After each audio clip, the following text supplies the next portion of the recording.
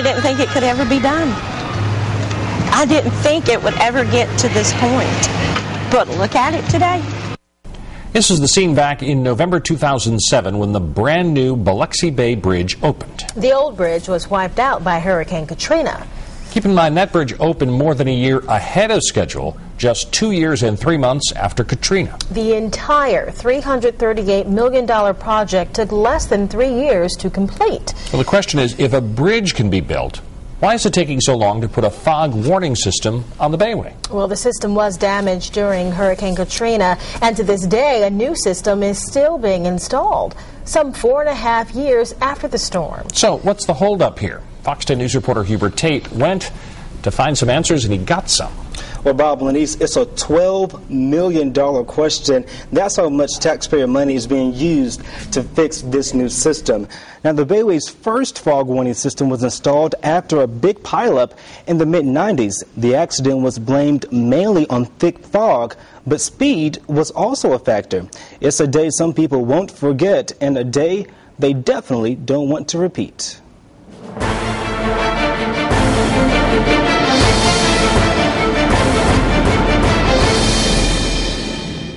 Motorists lined the Bayway after a series of pileups involving 130 cars. Earlier, it was a steady flow of ambulances leaving the scene this morning. More than 85 people were taken to area hospitals with injuries. Everybody we talked to today said that they'd never seen anything like this.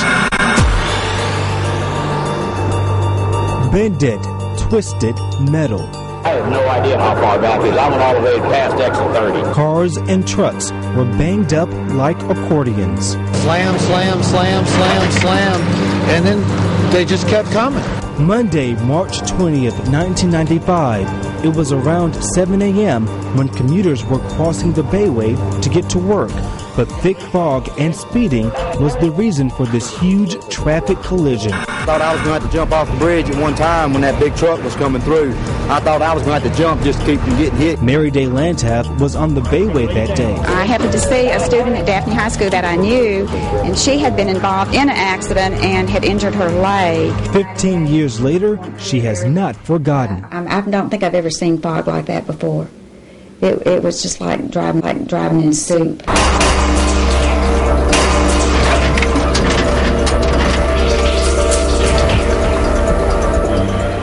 By the time the accident was over, almost 200 cars and trucks were damaged. Towing companies had a big mess. I've been here since 7 o'clock, so it's probably got a couple more hours for sure. Almost 100 people were injured, and one person died.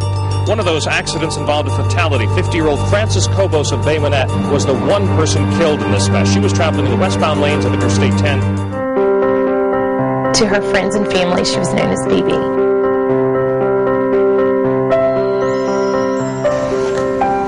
Meet Georgia Kobos Thomas. She is one of the daughters of Francis Curry Kobos. On that 1995 day, Kobos was driving west from Baldwin County across the bay to work in Mobile. She was a teacher at May Eames Middle School. What happened was, as we've been told, her car hit the guardrail, the 18-wheeler hit her, and the heat of the diesel fuel hit the heat of her car, and the car exploded. All because of the fog and because people weren't adhering to the requested speed limits. Because of Kobos' death, the state installed a fog warning system in 1999, but it was knocked out in 2005 by Hurricane Katrina. Now, 5 years later, the system is still not working properly. Thomas says after what happened to her mother, she doesn't understand why there are still problems. While the one report that I read said that miraculously only one person was killed, well, that was one person too many. According to state records, the system has 8 components. 4 are working, but the other 4 are not. Reports showed the project had 2 major holdups. During the design phase, there were several flaws that had to be corrected. That took 2 years. And now in the construction phase, 2 extensions have been granted to the current contractor. The Transportation Department tells us this construction is the last Hurricane Katrina-related project.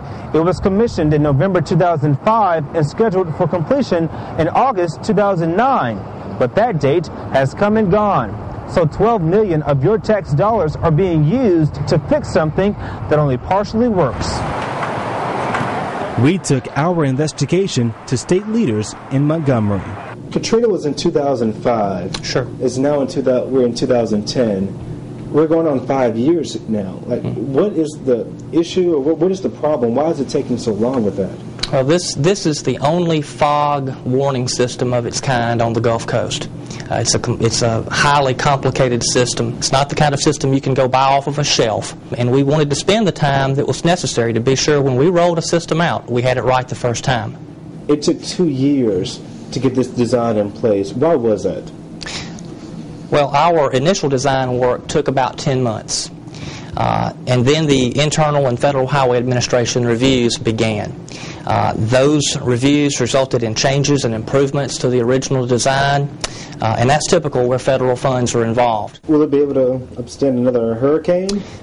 Well, there are some features built into the new system that will make it more resistant to future hurricanes, but we can never predict how severe a hurricane on the Gulf Coast will be. How do you make the taxpayer feel okay that this has taken such a long time? I think the taxpayer should be confident that we had a temporary system in place within 6 months that had not only advanced warning signs approaching every bayway entrance, and when we roll out our system in a few weeks, few months, it'll be a system that will serve the public well, and it will be well built and will function well.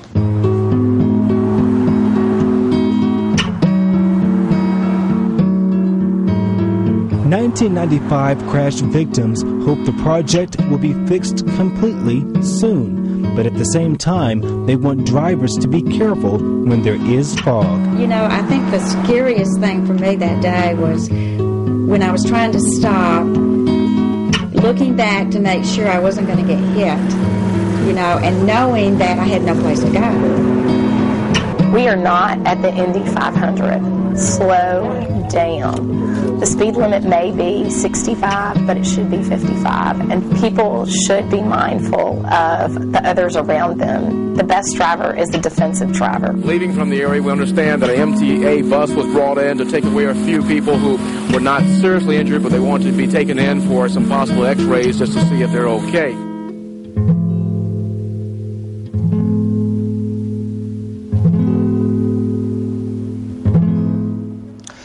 The current contractor on the project is InfraSource Underground Construction Services.